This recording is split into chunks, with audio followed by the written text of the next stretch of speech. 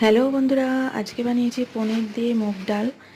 তো দেখো কেমন করে বানিয়েছি। কড়াইতে একটু সর্ষের তেল নিয়ে নিয়েছি, তাতে আমি ফোড়ন দেবো কাঁচা লঙ্কা, শুকনো লঙ্কা, গোটা জিরে আর তেজপাতা।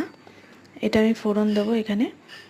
আর তার সাথে আমি দেবো হচ্ছে ছোটো ছোটো করে আলু আর একটুখানি পনিরটাকেও ছোটো ছোটো করে কেটে নিয়েছি। আর মুগ ডালটাকে তো শুকনো কড়াইতে নেড়ে সেটাকে আমি নুন দিয়ে সিদ্ধ করে নিয়েছি প্রেশার কুকারে।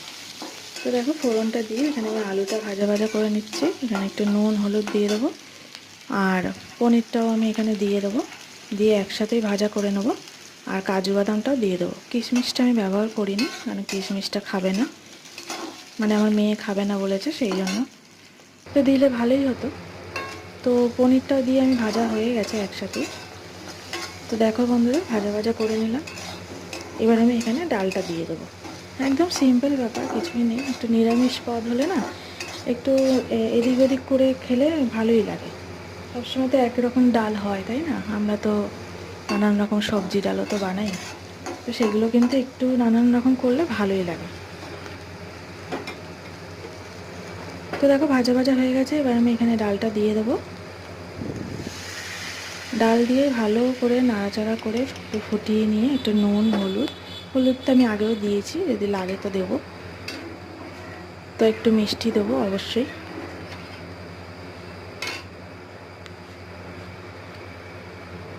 তো দেখো একটু মিষ্টি দিয়ে দিলাম।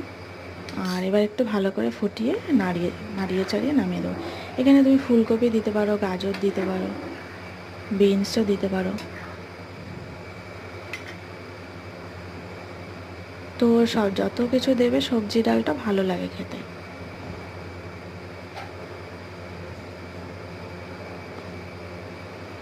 তো দেখো নামানোর আগে আমি একটু ধনেপাতা দিয়ে দিলাম, দিয়ে এবার আমি নামিয়ে দেবো ডালটা। তো কেমন লাগছে বন্ধুরা, তোমাদের কি ভালো লাগছে আমার ভিডিও?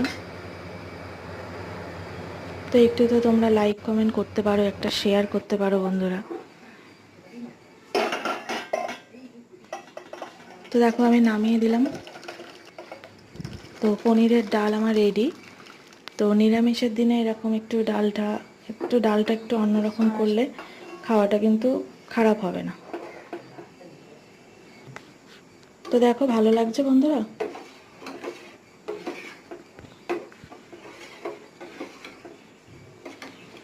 তো সবাইকে অনেক অনেক ধন্যবাদ আমার ভিডিওটা এতক্ষণ ধরে দেখার জন্য। তো সবাই ভালো থেকো, আজকের দিনটা সবাই ভালো করে কাটাও। আর আমার ভিডিও ভালো লাগলে একটা লাইক, একটা কমেন্ট, একটা শেয়ার করে দিও বন্ধুরা। তো থ্যাংক ইউ সবাইকে, অনেক অনেক ধন্যবাদ।